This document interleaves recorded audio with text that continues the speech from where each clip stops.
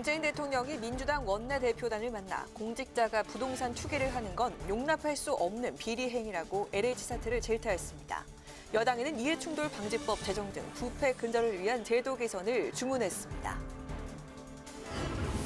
정부가 신속하고 유기적인 LH 수사를 위해 검찰과 경찰의 협의체를 구성해 협업 체계를 유지하기로 했습니다. 그러나 정치권에서는 여전히 수사 주체를 놓고 공방이 이어지고 있습니다. 부동산 투기 논란이 이번 서울 부산시장 보궐선거를 뒤흔들 최대 이슈로 떠올랐습니다. LH 의혹을 시작으로 부산의 LCT 특혜 분양, 오거돈 전 부산시장 일가가 소유한 가덕도 땅까지 여야가 부동산 투기 공방을 주고받고 있습니다.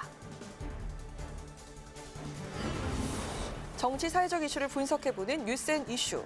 오늘은 4.7 보궐선거의 핵심 변수로 떠오른 한국토지주택공사 LH 직원들의 신도시 투기 의혹과 그 파장에 대해서 짚어봅니다.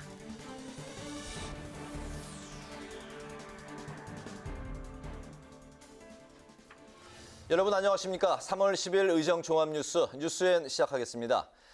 문재인 대통령이 더불어민주당 원내대표단을 청와대로 초청해 오찬 간담회를 가졌습니다. 하지만 LH 임직원들의 땅 투기 의혹 사건으로 분위기는 사뭇 무거웠는데요. 문 대통령은 LH 사태의 심각성에 우려를 나타내며 투기 근절을 위한 제도 개선을 당부했고, 민주당은 3대 원칙을 기반으로 조속히 입법을 추진해 이번 위기를 기회로 만들겠다고 다짐했습니다. 김세정 기자가 보도합니다. 지난해 5월 출범한 민주당 원내지도부, 문재인 대통령과 첫 간담회를 가졌습니다. 코로나19 대응과 그동안의 입법 성과를 격려하기 위한 자리였는데 LH 직원들의 3기 신도시 투기 의혹이 최대 현안으로 떠오르면서 이 부분이 집중 논의됐습니다.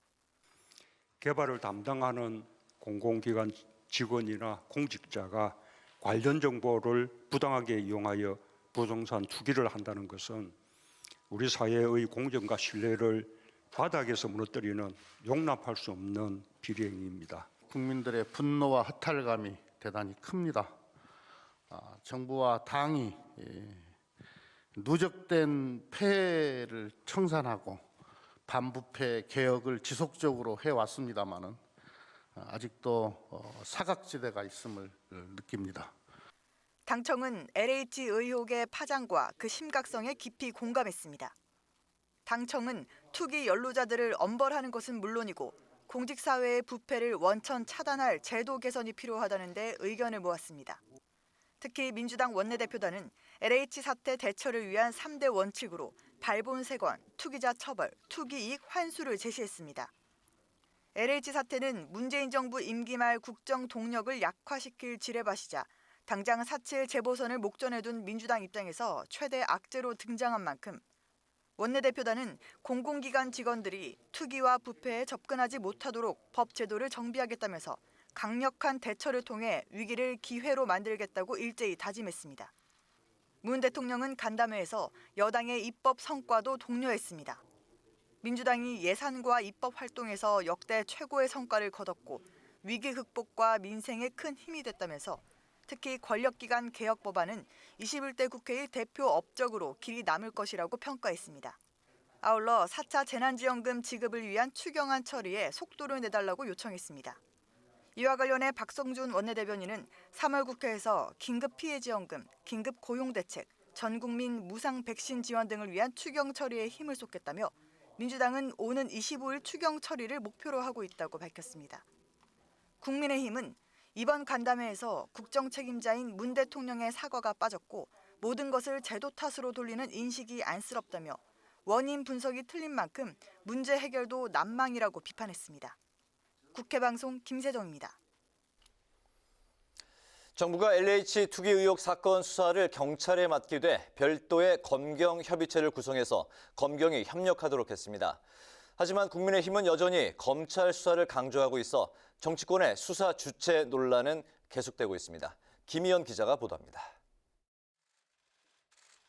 검경 수사권 조정에 따라 정부가 LH 땅 투기 의혹 수사는 경찰 국가수사본부를 중심으로 한 정부 합동특별수사본부에 맡기면서 현 수사 체계를 유지하기로 했습니다. 검찰은 자문 역할을 하는데 별도의 검경협의체를 구성해 합동조사단에 부동산 분야 전문검사 1명을 파견하기로 했습니다. 합동조사단은 내일 국토부와 LH 직원들의 신도시 거래 내역에 대한 1차 전수조사 결과를 발표할 예정입니다. 그러나 국민의힘은 정부 합동조사단에 문제가 있다고 지적합니다.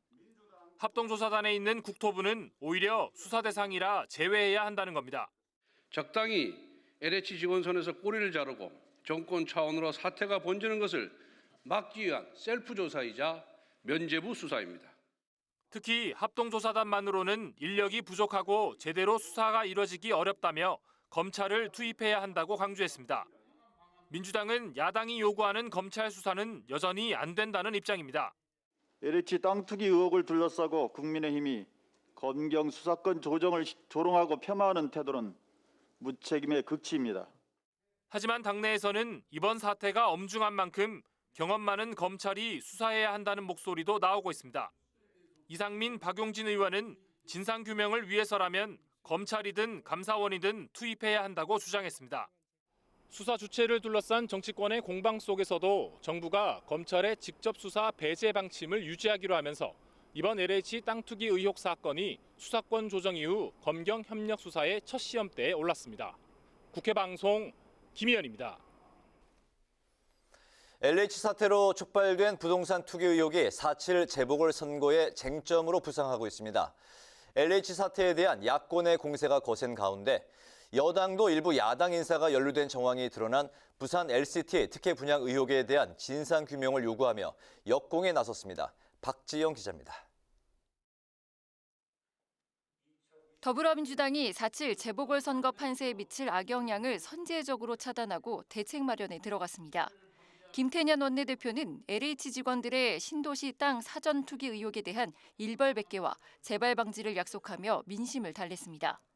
민주당은 야당의 부동산 투기 의혹을 제기하며 역공도 펼쳤습니다. 국민의힘 오세훈 서울시장 후보의 내곡동 땅 투기 의혹 제기에 이어 일부 야당 인사가 연루된 정황이 드러난 부산 해운대의 초고층 건물 LCT 특혜 분양 비리 사건 의혹의 진상 규명을 요구했습니다. LCT 특혜 분양 사건의 진상을 낱낱이 규명해야 합니다. 이참에 권력형 비리와 검찰의 제19 감싸기 수사를 뿌리 뽑아야 합니다. 국민의힘은 LH 사태와 관련해 현 정권의 책임론을 부각시키며 직접 3기 신도시로 선정된 광명 시흥 15,000필지에 대해 전수조사에 나서기로 했습니다. 정부가 LH를 제대로 심판하지 않으면 오는 4월 7일 재보궐선거에서 국민이 정권을 심판할 것입니다. 이와 함께 여당에 제기된 부동산 투기 의혹에 대해 맹공을 퍼부었습니다. 민주당 양이원영 의원이 모친의 신도시 투기 의혹에 대해 잘 몰랐다고 해명한 것을 두고 몰랐다면 면죄부가 되는 세상이라고 비꼬았습니다. 국민의힘은 또 이번 보궐선거의 원인이 된 오거돈 전 부산시장 일가의 가덕도 투기 의혹도 집중 파헤칠 것이라고 예고했습니다. 부동산 투기 의혹을 둘러싼 여야의 공방이 점차 거세질 것으로 예상되면서 4.7 재보궐선거의 민심을 가를 변수로 떠오르고 있습니다. 국회 방송 박지영입니다. 4월 7일 재보궐선거 후보 등록이 이제 일주일 남짓 남았습니다. 단일화 작업에 속도가 붙을 수밖에 없는데요. 여야 서울시장 후보들은 오늘 하루 민생 현장 곳곳을 방문해서 코로나19로 지친 서울 시민들을 만났습니다. 보도에 임채원 기자입니다.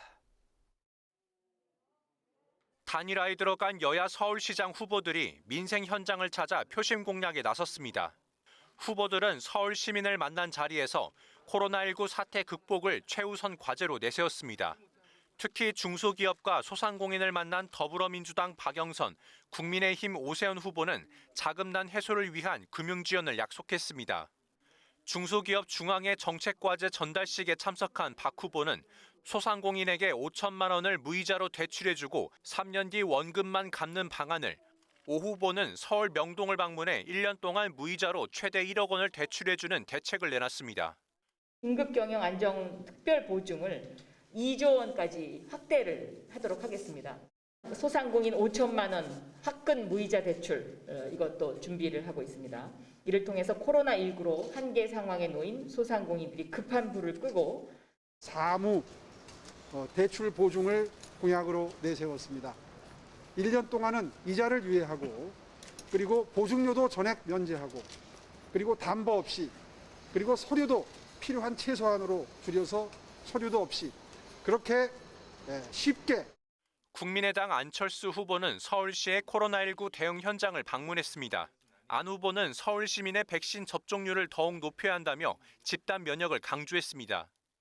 만약에 서울 시민 70%한테 아스트라제네카를 맞춘다고 하면 사실은 50%만 서울 시민의 50%만 항체를 가지고 있게 되는 셈이라 집단 면역에 도달하지 않고 여전히 계속 퍼질 수밖에 없습니다. 오는 18일과 19일 재보궐선거 후보 등록을 앞두고 여야에서 서울시장 후보 단일화에도 속도가 붙고 있습니다. 여권에서는 민주당 박영선, 열린민주당 김진애 후보가 이번 주 금요일 첫 단일화 토론을 진행합니다. 두 후보는 오는 16일부터 이틀간 진행되는 시민 50%와 당원 50%씩의 여론조사를 거쳐 최종 단일화 후보를 발표합니다. 야권에서는 국민의힘 오세훈, 국민의당 안철수 후보가 단일화 승리를 자신하며 기싸움을 벌이고 있습니다. 양측 협상단은 내일 2차 회의를 갖는데 오 후보 측은 토론회 일정을, 안 후보 측은 여론조사 업체 선정 등을 우선 논의하자는 입장입니다. 국회방송 임천입니다. 취업을 원하는 여성들을 속여 성착취를 하거나 신안군 섬노예 사건 같은 노동 착취의 범죄를 방지하기 위해 국회에서 인신매매 방지법 제정이 추진 중입니다. 시민단체들도 조속한 제정을 촉구하고 있는데 법안 내용에서는 의견이 갈리고 있습니다. 강민지 기자의 보도입니다. 성착취를 목적으로 하는 인신매매, 현대판 노예제로 불리는 심각한 노동인권 침해 사건들이 터질 때마다 국민 공분을 사긴 하지만 현실은 성매매 알선 처벌법이나 단순 임금체불로 처리되고 있습니다. 국회가 2013년 형법을 개정해 사람을 약취하는 인신매매 관련 범죄 처벌 규정을 신설했지만 인신매매에 대한 정의가 협소해 처벌이 쉽지 않아서입니다. 형법은 인신매매를 사람을 매매한 사람으로만 규정하여 하는 인신매매 행위를 위 규정으로 처벌하지 못했습니다. 제도가 신설된 2013년부터 2020년 12월 현재까지 인신매매로 처벌된 사건은 4건에 불과합니다. 국회 여성가족위원회가 진행한 인신매매 방지법 공청회에서 제정안에 담긴 인신매매 개념과 피해자 보호 조치 방안에 대한 실효성에 의문이 제기됐습니다. 인신매매 정의에 착취를 개별 개념으로 사용하고 있어 착취를 당하더라도 인신매매를 적용하기 어렵다는 겁니다. 또 피해자로서 보호 조치를 받기 위해선 여가부 장관 확인서가 필요한데 인신매매를 당해도 피해를 증명하기가 어렵고 가해자 처벌 조항이 없다는 점도 문제 삼았습니다. 이번 인신매매 방지법의 가장 큰 문제는 처벌 조항이 없다라는 것이 공통된 지적입니다. 피해자만 있고 피의자는 없는 결국 사문화된 법이 될 것이라는 우려가 있습니다. 하지만 법안을 발의한 이수진 의원은 인신매매 처벌 규정은 이미 형법과 성매매 알선 처벌법 등 개별법에 존재해 처벌 공백이 없다는 입장입니다. 네, 지금까지 인신매매 관련 범죄에 대해서 보면은 처벌법이 없어서라기보다는 지금 수사기관이나 법원에 그다음에 이 지금 관련 시설 기관들의 인식 부족이 가장 큰 문제였다고 봅니다. 국가인권위원회는 이번 인신매매 방지법 제정이 총괄적 피해자보호법이라고 평가하면서도 행위자에 대한 처벌 규정이 없고 인신매매 정의를 재검토할 필요가 있다고 국회에 회신했습니다. 국회방송 강민지입니다. 더불어민주당 김태년 당대표 직무대행이 첫 최고위를 주재하며 2년 같은 2달을 보낸다는 각오로 모든 국정과제에서 성과를 내겠다고 밝혔습니다. 김 직무대행은 집권 여당은 성과로 말해야 한다며 당의 최우선 과제인 코로나 위기 극복과 민생 회복, 경제 혁신을 위해서 최선을 다하겠다고 말했습니다. 또 서울을 디지털 경제 수도로, 부산을 메가시티로 발전시키기 위해 반드시 4월 재보궐선거에서 승리하겠다고 강조했습니다.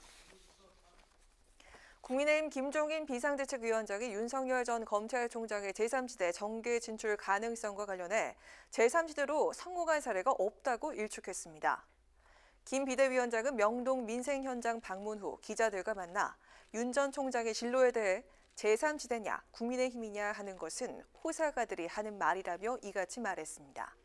또 윤 전 총장이 정치적인 자기 진로에 대해 생각을 안 하고 있는데 정치권에서 추상적으로 이야기하는 것이라고 덧붙였습니다.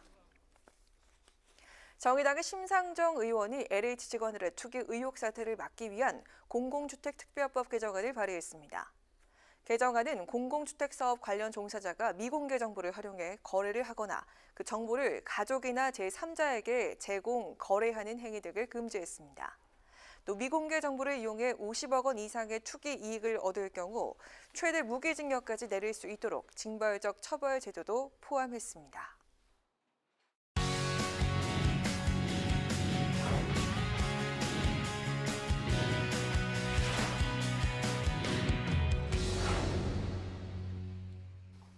네, 이슈 분석 오늘은 한도영 기자와 함께합니다. 한 기자 어서 오십시오.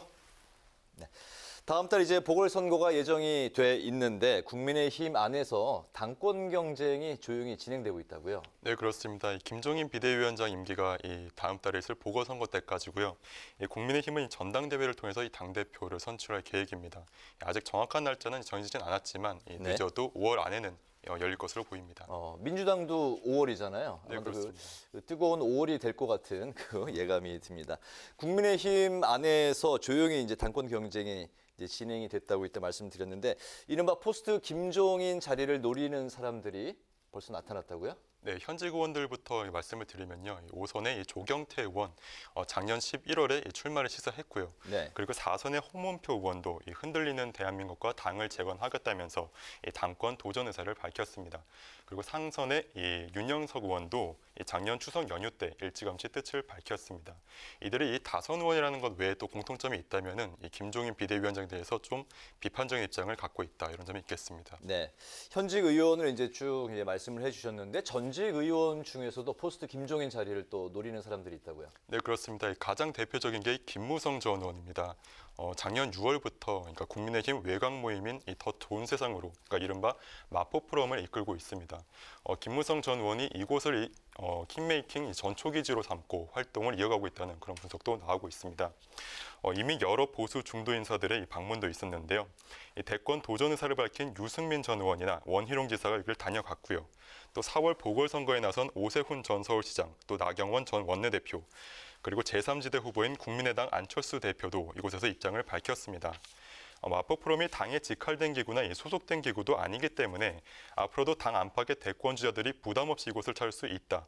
그리고 이에 따라서 킹메이커 자리를 노리는 김무성 전 의원의 입지도 함께 넓어질 수 있다는 분석이 나옵니다. 네, 김무성 전 의원은 김종인 비대위원장에 대해서 비판적인 입장이라고요? 네, 그렇다고 진단할 수 있을 것 같습니다. 작년 6월에도 이 김종인 비대위원장의 별명인 이 차르처럼 당을 운영하면 실패한다. 그러니까 당을 좀 민주주의적으로 운영해야 된다 이렇게 좀 날선 비판을 하기도 했고요. 네. 올해 들어서는 이 비판의 수위가 좀 더 강해졌죠. 김종인 비대위원장이 이 서울시장 선거 단일 없이 3자 구도로 가도 승리한다 이렇게 말한 것을 두고 당 지지율이 조금 오른다고 오만해졌다 이런 식으로 말하면 안 된다고 비판하기도 했습니다. 네, 지금까지 이제 뭐 열거한 인사들 외에 또 차기 당대표 도전 가능성이 있는 사람들이 또 있나요? 네, 먼저 이 황교안 전 대표가 있겠습니다. 오늘 자신의 SNS에 네. 다시 국민 속으로 들어가겠다 이렇게 밝히면서 사실상 정치 재개 선언을 했는데요. 지난달 발간된 이 대담집에서 이 윤석열 전 총장에 대해서 힘내라고 응원하고 있다 이렇게 말하기도 했고 네. 최근 들어서 잇따라서 윤석열 전 총장에 대해서 지지 혹은 옹호 발언을 이어가고 있는데 이것을 두고 이 황교안 전 대표가 이 킹메이커 자리로 선회하려는 게 아닌가 이런 분석도 나오고 있습니다. 네, 이 밖에는 이 경선에서 탈락했지만 1차 경선에서 당원들의 압도적인 지지를 받았면서 이 당원 지지세를 확인한 나경원 전 원내대표도 있고요. 현재 김종인 비대위원장과 지도부를 이루고 있는 주호영 원내대표, 또 정진석 공관위원장도 차기 당대표로 거론되고 있습니다. 네, 지금 뭐 이제 그 말하는 사람들만 한 7, 8명 되는 것 같은데 국민의힘이 그 차기 당대표 경선의 흐름을 좌우할 중요한 그 변수로는 어떤 게 있습니까? 네, 두 가지 정도의 중대 변수가 있습니다. 가장 먼저는 이 다음 달에 있을 보궐선거의 결과입니다. 서울시장 그리고 부산시장 모두에서 승리하는 성적표를 거둘 경우에는 이 김종인 비대위원장의 임기 연장 가능성을 배제할 수 없다는 그런 분석이 나옵니다. 그렇군요. 네, 조혜진 의원은 이 서울시장 선거에서 이기고 그리고 당 지지율에서 이 민주당보다 10%포인트 더 앞서면은 이 체제를 그대로 유지하자 이런 주장이 나올 거라고 예견했습니다. 또 다른 이 국민의힘 관계자도 이 결과가 좋으면은 당 내부에서 자연스럽게 자연스럽게 이대로 가자는 그러니까 체제 연장 목소리가 나올 거라고 기대했습니다. 그러니까 물론 김 비대위원장은 표면적으로는 관심이 없다고 여러 차례 밝히긴 했습니다만 지난달에 자신을 당대표로 추대하자는 글을 이 SNS에 몇 시간 동안 공유하기도 했고요. 김 비대위원장 역시 당권에 관심이 많다는 이야기가 전해집니다. 물론 반대로 패배하기라도 한다면은 김 비대위원장 본인의 정치적 생명 역시 끝날 위기에 처하고 국민의힘의 차기 당권 도전도 안개 속에 빠질 수 있겠습니다. 네, 이제 보궐선거가 한 가지 변수라고 하셨는데 그렇다면 이제 차기 당대표 경선의 흐름을 또 좌우할 두 번째 변수는 어떤 건가요? 네, 최근에 이 대선 주자 지지율 1위를 기록하기도 했었죠. 이 윤석열 전 검찰총장입니다. 윤석열 전 검찰총장의 이 정치 참여 가능성이 높아지면서 이 국민의힘의 이 차기 당대표 경선 흐름도 영향을 받을 수 있다는 그런 분석이 나옵니다. 네. 당대표 후보군 중 한 명인 이 정진석 의원이 최근에 좀 주목할 만한 발언을 했는데요. 윤 전 총장 가세를 염두에 두고 황골 탈퇴한 모습을 보여줘야 된다. 이 국민들이 수긍할 수 있는 새로운 인물을 찾아야 된다고 말했습니다. 또 정 의원은 이 범야권이 견고해질 수 있으면은 이 전당대회 나가는 걸, 그러니까 다시 말해서 이 당대표 출마하는 것도 포기할 수 있다고 강조했습니다. 이것을 두고 이 5분 연설 윤희숙 의원이나 이 검찰 출신 김웅 의원을 염두에 둔 게 아닌가 이런 분석도 나오고요. 김무성 전 의원이나 이 나경원 전 원내대표, 황교안 전 대표 같은 그러니까 예전 지도부로는 부족하다 이런 맥락으로도 읽힐 수 있는 발언이라고 할 수 있겠습니다. 그러니까 윤석열 전 총장을 이 중심에 두고 이 쇄신에 방점을 두고 나아간다는 건데 정진석 의원은 아직은 뭐 다른 당권 주자들과 의견을 나눈 건 아니라고 선을 긋긴 했습니다만은 일부 인사들 사이에선 이미 공감대를 이룬 것으로 전해집니다. 네, 지금까지 이제 국민의힘 차기 당대표 상황에 대해서 살펴봤는데 더불어민주당과 정의당 상황은 어떻습니까? 네, 민주당은 5월 전당대회에서 신임 당대표를 뽑을 예정인데요. 네, 5선에 이 송영길 그리고 4선에 우원식 그리고 홍영표 이렇게 이 3파전으로 진행이 됩니다. 이미 경선 캠프는 모두 지금 가동이 된 상태고요. 아직은 이 압도적으로 이렇게 우위를 점한 후보는 없지만 이 송영길 후보가 상대적으로 앞서고 있다는 분석입니다. 그리고 정의당은 이번 달 말에 이 당대표를 선출할 예정인데 이 박원석 전 의원이 불출마를 선언하면서 이 단독 출마한 여영국 의원이 새로운 당대표에 오를 것으로 보입니다. 네, 그렇군요. 오늘 이슈 분석은 각 정당의 새로운 차기 당대표 선출 상황과 분위기에 대해서 살펴봤습니다. 한도영 기자 수고했습니다.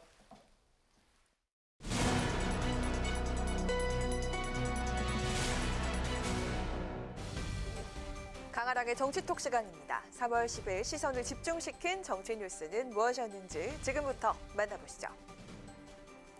네, 오늘의 첫 번째 정치톡. 절대 졸지 않겠습니다.입니다. 사진 속 까까머리한 소년, 어디선가 많이 본 듯한 얼굴인데요. 여러분은 누군지 눈치채셨나요? 네, 바로 국민의당 안철수 대표입니다.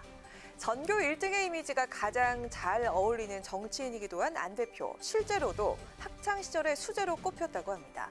그런 그에게도 남다른 고민이 있었다고 하네요. 제가 고등학교 때 고민이 잠이 너무 많은 거예요. 어떻게 하면 잠 자는 시간을 줄일 수 있을까? 그랬더니 친구 한 사람이 자기가 비법이 있대. 뭐예요? 커피를 8잔을 연속해서 마시면 밤새도록 말똥말똥하다는 거예요. 그래서 진짜 했죠. 다 마신 다음에는 배가 따뜻해서 잤어요. 잠이 많은 학생이었다는 고백은 이 사진에서도 확인할 수 있습니다. 안 대표 자신의 페이스북에 학창시절 기차 안에서 졸고 있는 자신의 사진을 공개하며 또 한 번 인간미를 부각시켰습니다. 동시에 지금은 강한 체력을 자랑하는 강철수로 거듭난 비결을 공개했는데요. 안 대표는 마라톤을 하고 나서는 어디 가서 조는 적이 없다. 정치인은 항상 사진이 많이 찍히는데 어디서든 조는 사진 찍힌 적이 없고 차 안에서도 졸지 않는다. 그만큼 체력이 도움이 된다라고 말했습니다. 이어서 단호한 정치적 메시지도 잊지 않았습니다. 도덕적이고 정직한 시장이 되고 싶다. 현 정권의 비민주, 탈법, 부도덕 앞에선 절대 졸지 않겠다라고 덧붙였습니다. 안 대표는 지난 2017년 대선 당시의 뚜벅이 유세 중 구두와 운동화를 짝짝이로 신고 나선 실수 장면을 SNS에 올리면서 인간미를 강조하기도 했는데요. 선거 전이면 의뢰에 등장하는 안 대표의 인간미 부각 전략, 이번엔 어떤 결과를 가져오게 될까요?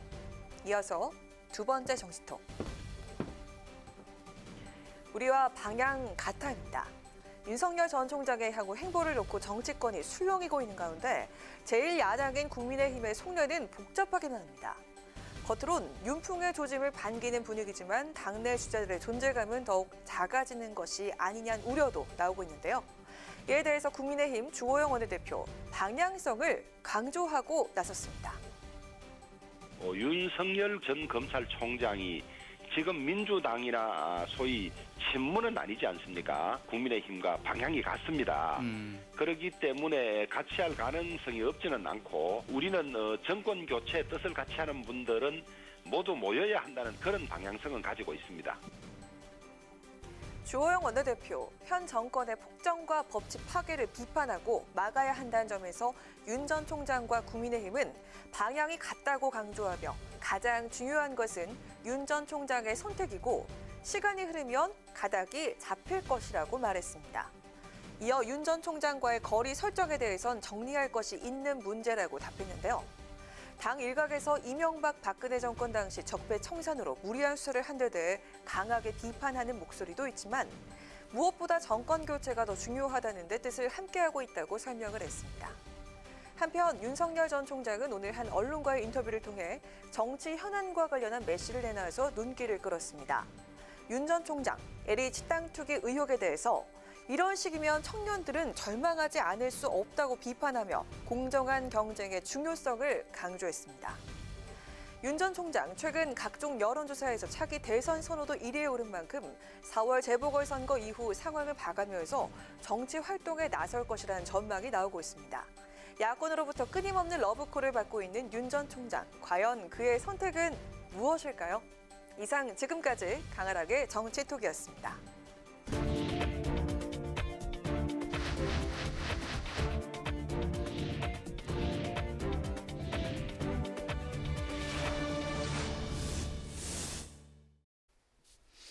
네, 이번 순서는 정치 사회적 이슈를 분석해보는 뉴스앤 이슈입니다. 매주 수요일 저희와 함께 하시는 두 분, 최진봉 교수, 장성철 소장 나오셨습니다. 두 분 어서 오십시오. 어서 오세요. 안녕하세요. 네.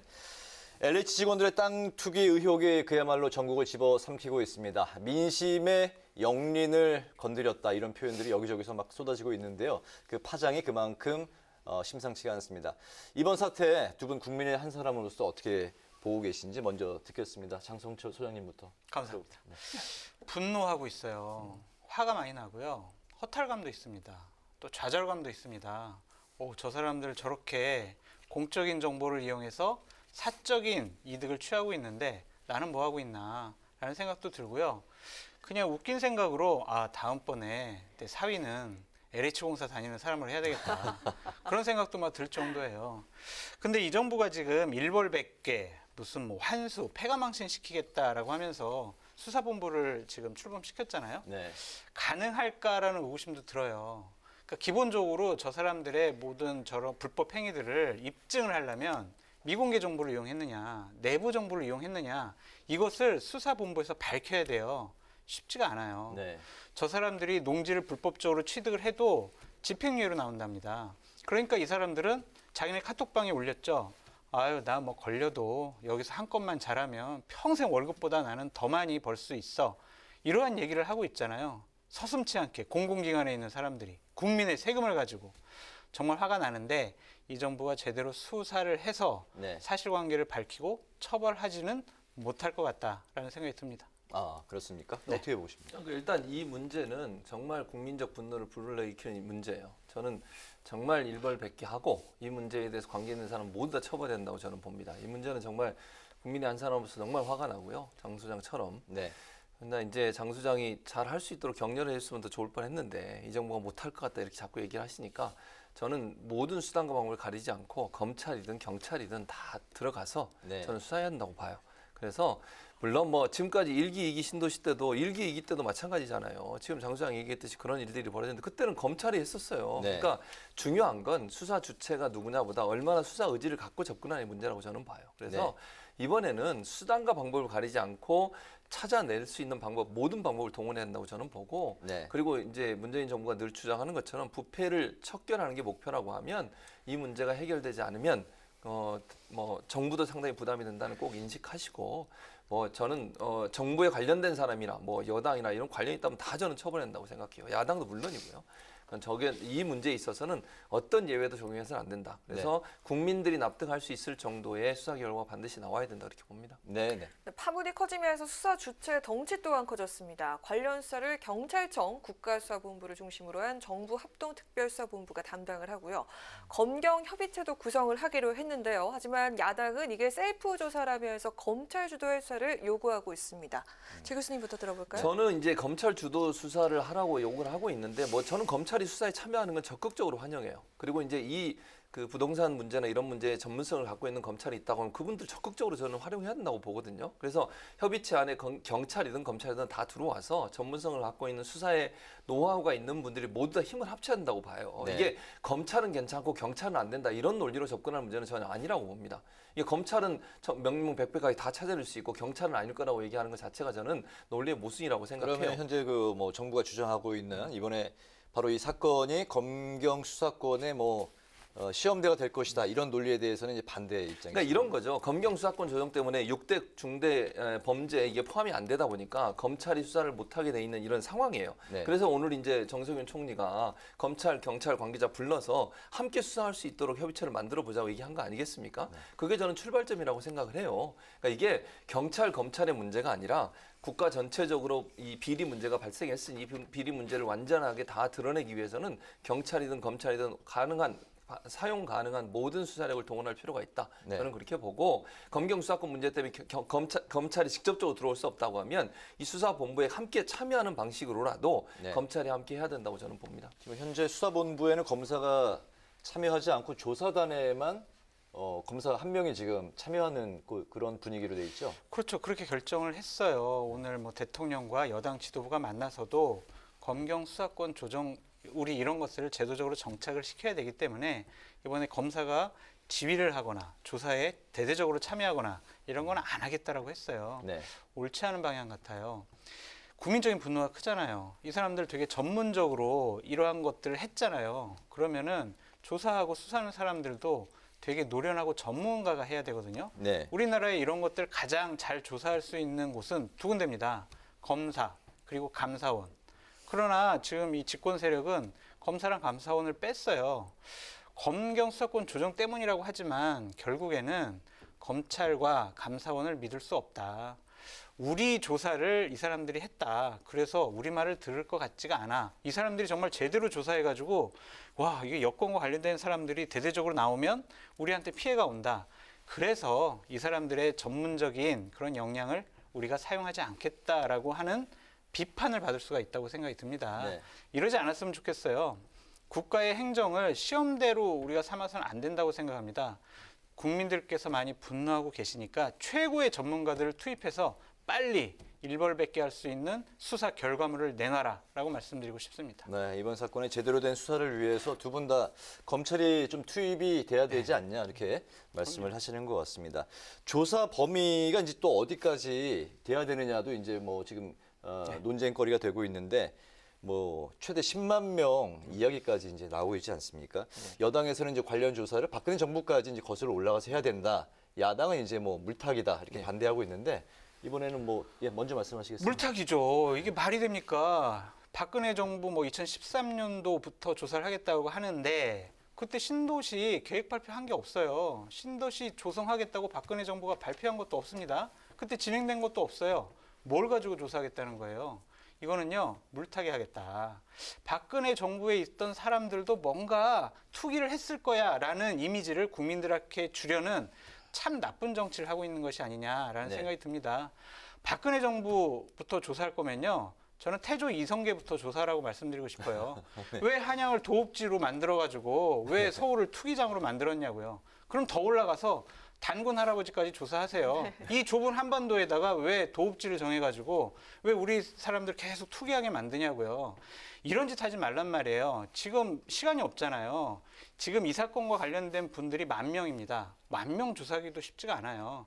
10,000명 조사하고 시간 남고 전임 정권 적폐 청산해야 되면 그때 가서 해라. 네. 지금 같이 할 건 아니다라고 말씀드립니다. 네, 장 수장이 정치적으로 보시니까 그런데 저는 그렇게 생각하진 않아요. 무슨 말이냐면 이게 2018년도에 이제 신도시 계획이 발표가 됐거든요. 네. 그 전 5년이에요. 그 기준이. 그러니까 네. 박근혜 정부다 아니다의 문제가 아니라 왜 그러냐면 이게 신도시 개발을 하기 위해서는요. 하루아침에 되는 게 아니에요. 오랫동안 논의하고 논의된 과정이 문서로 만들어지다고 정보가 생성이 되잖아요. 이게 네. 그 전에 빼내가서 그런 일을 했을 수 있다는 거죠. 그러니까 예를 들면 5년 전부터 이런 논의가 이루어질 수 있고 이루어지는 과정에서 누군가 또 미공개 정보를 가지고서 못된 행동을 했을 가능성이 충분히 있는 거잖아요. 그리고 조사 대상이 되더라도 본인이 그런 행동을 안 했다면 아무 문제가 없어요. 예. 그러니까 이거를 물론 뭐 박근혜 정부까지 거슬러 온다 이렇게 얘기하니까 정치적으로 논란이 되지만 저는 당연히 해야 된다고 봐요. 그러니까 신도시 개발하기 바로 전만 하면은 그 전에 그럼 정보를 미리 알았을 수 있는 사람들은 빠져나가는 거잖아요. 그런 일이 발생하면 안 된다. 그래서 저는 5년 전으로 본 거니까 그게 박근혜 정부냐 아니냐의 문제가 아니라 신도시 개발 발표되기 5년 전부터 그런 논의가 있었을 가능성이 있으니 거기에 대한 조사를 하자는 거예요. 2013년 정도서부터. 그렇죠. 네. 그렇게 이해하시면 될 것 같아요, 저는. 어떤 정부냐 이게 중요한 건 아니다라는 그렇죠. 거죠. 그러니까 그걸 물타기라고 하는 겁니다. 왜? 그게 물타기예요. 그게. 아니, 이 정부가 자기네 정권 하에서 집권할 때 벌어졌던 일을 제대로 먼저 조사라는 거예요. 무능력한 정부잖아요. 민변에서 이 얘기 안 했으면은 이런 사실을 안 밝혀지잖아요. 그것도 못 밝혀낸 이 정부가 박근혜 정부 때까지 어떻게 조사할 역량을 갖고 있겠습니까? 이런 짓 하지 말라는 거예요. 선거 앞두고 이것은요.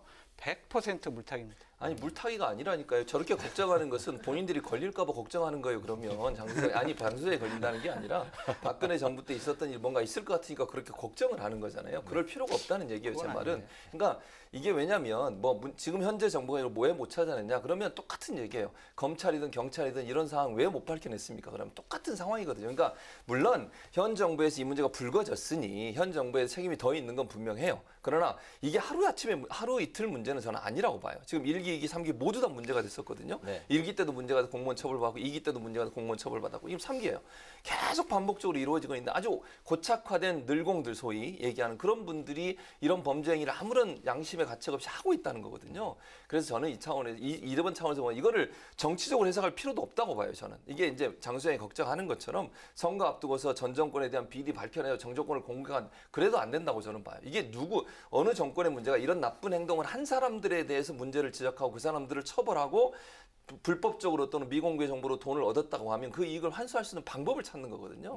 그래서 발본색원을 해야 된다. 이것도 혹시나 이래가지고 또 빠져나가는 사람이 있을 수도 있잖아요. 그런 사람들을 걸러내기 위한 장치라고 생각하면 될 것 같습니다. 물타기라고 이제 말씀하시니까 그러면은 그 여당에서 현재 그 야당 인사가 연루된 것으로 이제 뭐 정황이 드러나고 있다고 하는데 부산 LCT 특혜 분양 뭐 그 사건에 대해서 뭐 수사해야 된다 이런 여당 주장은 또 그러면 어떻게 생각하세요? 그러니까 그것도 저는 원래는 검찰에서 수사를 했는데 무혐의 처분을 했었잖아요. 그 사건이. 그리고 나서 또 다른 사람이 경찰에다 이걸 또 제보를 또 했어요. 그러니까 이제 경찰은 제보가 들어왔으니까 수사를 안 할 수 없는 거잖아요. 그래서 수사는 저는 해야 된다고 봐요. 이게 사실인지 아닌지는 밝혀져야 되지만 초창기에 검찰에 수사를 의뢰했는데 검찰에서 무혐의 처분을 받았고 근데 이 사람 제보한 사람 억울하다고 생각 또 경찰에다가 검찰을 못 믿겠으니까 경찰에다 제보를 한 거잖아요. 이게 무슨 정치권에서 밝혀진 게 아니라 제보자가 제보를 한 거니까 당연히 경찰 입장에서는 제보가 들어온 거에 대해서 수사를 해야 된다고 저는 보고 알겠습니다. 그리고 나서 어떤 경우가 나올지는 아직까지는 단정할 수 없으니 그 결과를 지켜봐야 된다고 생각을 합니다. 알겠습니다. 네, LH발 투기 의혹의 불똥이 정치권으로까지 번지고 있는 상황인데요. 특히 여당의 양이원영 의원 모친이 신도시 인근의 땅을 매입해서 논란이 됐고 또 문 대통령의 사저부지 매입과 또 오세훈 후보의 10년 전에 내곡동 땅 의혹까지 다시 나오고 있는 상황인데 이걸 정치적 공세로 이용하고 있다 이런 말들이 많습니다. 이제 시작이죠. 이제 계속 터져 나올 거예요. 예를 들면 정세균 국무총리 그 배우자분께서 그 부모님으로부터 받은 임야 거기에 앞에 2019년도에 4차선 도로가 나요. 그러면은 이것도 특혜입니까? 그리고 작년에 있었던 그 이해찬 민주당 당대표 세종시로 국회를 이전하겠다고 했잖아요. 근데 세종시에 부동산이 상당히 많이 갖고 있어요. 그럼 자기의 이득을 위해서 그렇게 세종시를 이전했다라고 또 공격할 수 있잖아요. 이건 말도 안 돼요.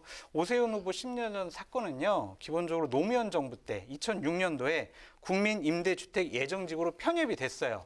그게 법이 바뀌면서 보금자리주택 특별법으로 개정이 돼가지고 이거는 이걸로 바꿔달라고 하고 요청한 것뿐이에요. 뭐가 문제가 되겠습니까? 저는 문제가 되는 것은 문재인 대통령님의 그 농지 취득이 더 문제가 됐다고 봐요.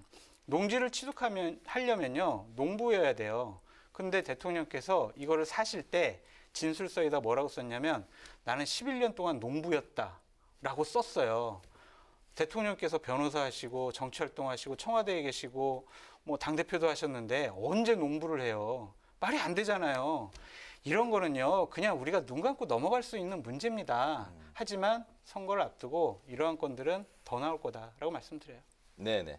네, 지금 장 소장 말처럼 그렇게 될 가능성이 높아요. 선거 앞두고서 계속 나올 텐데 저도 이 문제를 너무 이렇게 모든 문제를 확대하는 것은 바람직하지 않다고 봅니다. 네. 그러니까 현재 이 그 신도시 개발과 관련해서 문제가 있는 것에 대해서 집중해서 일단 수사를 해야 돼요. 이게 다른 것까지 계속 이게 섞이게 되면요. 실제적으로 이 수사에 집중할 수 없게 돼요. 그래서 저는 신도시 개발 관련해서 비리나 또는 이런 미공개 정보라든지 아니면 업무상 알게 된 정보를 가지고서 본인의 이득을 배를 채우려고 했던 행동들에 대해서 처벌하는 쪽으로 일단 가야 된다고 봐요. 이게 다른 것과 섞이게 되면 이게 이제 수사가 상당히 어려워질 수 있어요. 정치적 논란이 돼버리면요. 수사를 못하고 넘어갈 수도 있는 상황이 돼요. 그래서 저는 지금 뭐 소위 영끌해서 정치적으로 이용한다 이런 비판이 일고 있으니까 일단 신도시 개발이나 아니면 업무상 알게 된 정보를 가지고 미공개 정보를 가지고 돈을 번 이런 나쁜 사람들을 일단 밝혀내고 그 사람들을 처벌하는 쪽에 집중해서 가야 된다고 봅니다. 네, 자꾸 그냥 가지치지 말고 이번 사건에 일단 집중해서 수사를 해야 된다라는 이제 두 분의 말씀인데요. 이번 사태에 또 자유로울 수 없는 사람이 있습니다. 바로 변창흠 국토교통부 장관인데요. 변 장관이 어제 국회에 출석해서 참담한 심정이라면서 고개를 숙였는데요. 그런데 문제에 또 소지가 있는 발언을 했습니다. 그래서 비판의 목소리가 나오고 있는데요. 화면으로 확인해 보시겠습니다. 매우 참담한 심정입니다. 국민 여러분께 깊은 사과의 말씀을 드립니다. 이렇게 투기에 둔감한 국토부 장관에게 뭘 더 기대하겠느냐. 네, 재직하는 기간 동안 그 공기업의 존립 이유는 투명성, 청렴이라는 얘기를 끝도 없이 했고 반칙과 특권 이거를 철저하게 도려내겠다. 그리고 그 결과로 평가받겠다는 각오로 이 일에 달려들어야 된다 이렇게 생각합니다. 결과적으로 또 일부의 일탈이 나타났습니다만 저로서는 정말 최선을 다해서 이번에는 다시는 이런 투기 행위가 발붙이지 못하도록. 장관님 물러나세요라는 얘기가 막 여기저기서 들리죠? 네, 뭐 저로서도 무거운 책임감을 통감하고 있습니다. 네, 함께 이제 지켜봤습니다만 그 문제의 답변이 바로 일부의 일탈, 바로 이제 이 부분인데 그래서 이제 면피성 발언을 했다는 지적이 나오고 있습니다. 두 분 어떻게 보셨습니까? 일단 뭐 그런 발언을 할 필요가 없다고 생각해요, 저는. 그러니까 이 변창흠 장관은 말을 항상 조심해야 돼요. 처음 장관 되실 때부터 말 때문에 논란이 됐었지 않습니까? 그렇기 때문에 본인이 말할 때 또 이 그 사건과 관련해서도 모 언론과 인터뷰하는 과정에서 또 뭐 그 알고 모르고 샀을 거다 이런 얘기까지가 논란이 됐잖아요. 저는 약간 좀 변창흠 장관이 발언할 때 조심해야 돼요. 뭘 한마디로. 왜냐면 주무장관이잖아요, 지금. 그리고 본인이 LH의 사장도 했었습니다, 예전에. 그럼 정말 깊은 책임감을 통감해야 돼요. 물론 지금 현재까지 뭐 변창흠 장관 직접적인 연관 있는 일이 나오지 않았기 때문에 뭐 본인은 그렇게 생각하실지 모르겠지만 국민적 분노를 어쨌든 주무장관으로서 깊이 깨닫고 항상 몸을 낮춰서 국민 앞에 사죄하는 모습을 가져야 되는데 그런 부분이 없는 건 정말 안타깝다고 생각을 하고요. 저는 이렇게 생각해요. 이 문제가 정말로 본인이 재직할 당시에 문제가 있었음에도 덮고 나갔거나 그걸 인지하고 있었음에도 이걸 그냥 넘어갔거나 이런 일이 있다면 저는 당장 물러나야 된다고 생각해요. 그러니까 지금까지는 뭐 그런 게 아직까지 드러나지 않았기 때문에 제가 물러나라고 얘기를 못하겠지만 그런 문제가 발생한다고 하면 저는 정말 물러나야 한다고 생각합니다. 그리고 본인이 정말 그걸 제대로 처리하지 않은 일이 어떤 형태로든 드러나게 되면 책임져야 된다고 봐요. 그게 국민의 명령이고 국민들이 보는 관점에서 국토부 장관의 실망감이 큰 만큼 더 국민 앞에 진솔하게 사과하고 이 문제 바로잡겠다고 하는 명확한 자세를 보여야 된다고 저는 생각합니다. 네, 여당 내에서도 지금 뭐 사퇴 이야기까지도 일부에서 나오고 있는 상황인데요. 저는 변창흠 장관이 발언 조심 안 했으면 좋겠어요. 계속 저런 실수 발언해가지고 4월 7일 선거 때 여당이 한번 혼나야 된다는 생각이 들어요.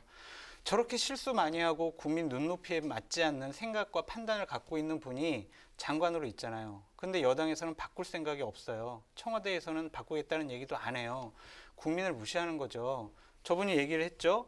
아니 우리 LH 직원들 어쩌다가 토지를 구입했는데 거기가 갑자기 신도시로 그냥 지정이 된 거예요. 그렇게 생각해요. 말이 됩니까 이게? 이런 장관 계속 장관 시키세요. 야당만 좋은 일 시키는 겁니다. 제발 그만두지 말고요. 변창훈 장관 앞으로 계속 국회 나와서 저런 조심하지 않는 말 계속 해주시기 바랍니다.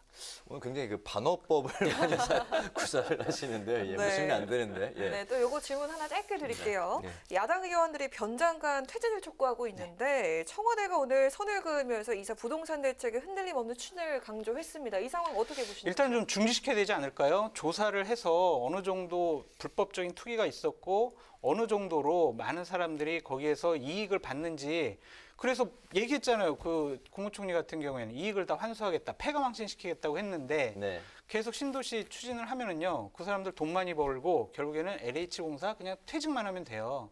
이러면은 결국에는 정부에서 얘기하는 여러 가지 호언장담이 무의로 돌아갈 수가 있으니까 일단은 이 조사 끝날 때까지만이라도 중지했으면 좋겠다라고 말씀드려요. 네. 그 부분에 일정 부분 동의해요. 그러니까 장수장이 얘기했던 것처럼 중지하는 부분은 검토할 필요가 있다. 근데 이제 한 가지 분명한 것은 이런 거예요. 집을 가지려고 하고 집 이제 계획을 세우고 있는 분들이 있잖아요. 공공 전세 임대주택 같은 경우 11월 말까지 이제 신청을 해야 되거든요. 신도시에 이제 집을 가지려고 희망하고 있는 분들의 희망도 있고 공급 대책이 줄어들면 전세 대란 또 집값 올라가는 이 문제가 또 발생할 수 있어요. 그러니까 정부 입장에 상당히 좀 고민이 될 거예요. 그럼에도 불구하고 장 소장이 얘기했듯이 혹시나 이게 정말 다른 사람의 배를 불리는데 이용되는 상황이 된다면 그런 피해가 있더라도 일단 중지하는 걸 검토할 필요는 있다. 그래서 지금 이제 청와대나 대통령의 말씀은 현재까지 드러난 것으로 봐서는 중지할 만큼의 문제는 아니라고 본 것 같은데 이제 수사기록 발표하고 만약에 정말 이게 대대적으로 많은 사람이 그런 일을 했고 또 지금도 그런 일 때문에 돈을 벌고 먹튀를 하려는 모습이 보인다고 하면 당연히 중지시켜야죠. 그리고 보상도 하면 안 된다고 저는 봐요. 그런 차원에서는 검토가 필요한 부분이다 이렇게 생각을 합니다. 제가 좀 짧게 말씀드릴게요. 강남 집값 잡겠다고 이런 지금 상기 신도시 지정했잖아요. 네. 그러면은 서울에다가 강남에다가 집을 줘야지 왜 경기도에다가 집을 줘가지고 경기도 집값을 왜 떨어뜨리냐고요. 이거는 정책 자체가 잘못됐다라고 말씀드립니다. 알겠습니다. 문 대통령이 공직자의 땅 투기 원천 차단을 위한 그 제도 개선을 이제 주문을 했는데요.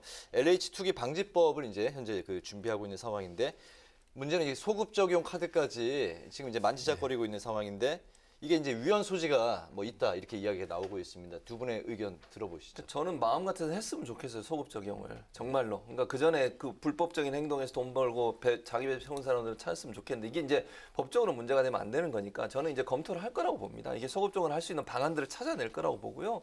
그럼에도 불구하고 안 되는 거 어쩔 수 없는 거잖아요. 이거는 법적으로 안 되는 걸 강제할 수는 없는 거니까. 그러나 할 수만 있다면 저 개인적인 생각은 소급 적용할 수 있는 우리 법률가들이나 아니면 법률 전문가들이 좀 찾을 수 있으면 찾았으면 좋겠고요. 그게 국민의 마음이라고 저는 생각해요. 이거 한번 하고 나서 먹튀하고 나서 나중에 뭐 조금 벌금 내고 그냥 지나가 버리거나 집행유예 받고 지나가 버리면 그 사람은 나쁜 방법으로 돈 벌고 많은 서민들은 피해를 본 거 아니겠습니까? 그걸 그냥 지나치는 것도 너무너무 분통 터지는 일이에요. 그러나 그럼에도 불구하고 법적으로 안 되는 건 어쩔 수 없는 거니까 가능한 방법이 있다면 찾아서 했으면 좋겠다는 생각이 듭니다.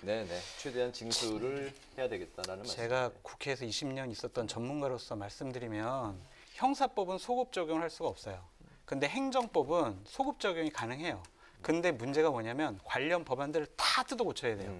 상당히 어려운 문제라는 거죠. 기본적으로 소급 적용해서 다시 처벌을 하겠다는 것 자체가 좀 법치국가, 자유민주주의 국가에서 좀 맞지 않은 말이다라는 말씀을 드리고요. 저는 민주당에서 이런 법안 만들기 전에 2017년도에 박홍근 민주당 의원이 12명의 민주당 의원들과 함께 자, LH 공사법을 개정을 해서 그 사람들이 불법적이고 일탈행위를 하더라도 처벌 수위를 낮추겠다라는 법안을 발의했거든요. 왜 이런 법안을 발의했는지 그것부터 해명해야 된다라고 말씀드립니다. 네, 알겠습니다. 오늘 뉴스엔 이슈는 LH 직원들의 땅 투기 의혹 사건과 관련된 그 전국을 한번 짚어봤습니다. 지금까지 최진봉 성공회대 교수, 장성철 공감과 논쟁 정책센터 소장과 함께했습니다. 오늘 두 분 말씀 고맙습니다. 고맙습니다.